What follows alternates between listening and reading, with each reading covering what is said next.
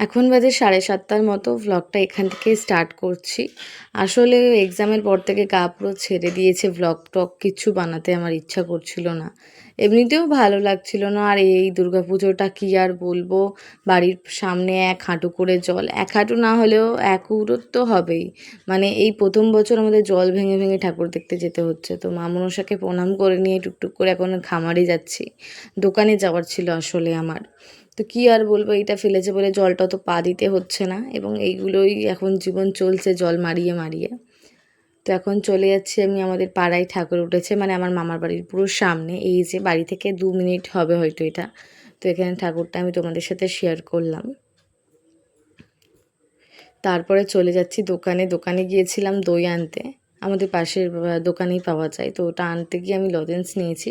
আর এখানে পুচকে পাচকাগুলোও ছিল, ওরাও আমার সামনে দেখি লজেন্স নিচ্ছে। আমি ওদের দেখেই লজেন্সটা অবশ্য নিয়েছি। তো আমি খাচ্ছিলাম, ভিডিও করছিলাম বলে ওরা তাড়াতাড়ি করে ছিঁড়ছে। আমারও ছিঁড়তে অনেকটা সময় লেগেছে, ওরা তো ছিঁড়তে পারছে না, ছিঁড়েই মানে খুব চেষ্টা করছে ছেঁড়ার। তারপরে আস্তে আস্তে অনেকটা টাইম লাগলো। আসলে এটা খুব শক্ত প্যাকেজিং ছিল, তো ছিঁড়তে একটু টাইম লাগছিল। দেন একজনের হয়েছে, ও বলছে দেখো আমারটা তোমার থেকে বেশি দিয়েছে আর পিঙ্ক কালার। আমি বললাম ঠিক আছে, লজেন্সটা বেকার কিনেছিলাম, ভালো খেতে ছিল না। তো যাই হোক, ভিডিওটা স্টপ করলাম, টাটা।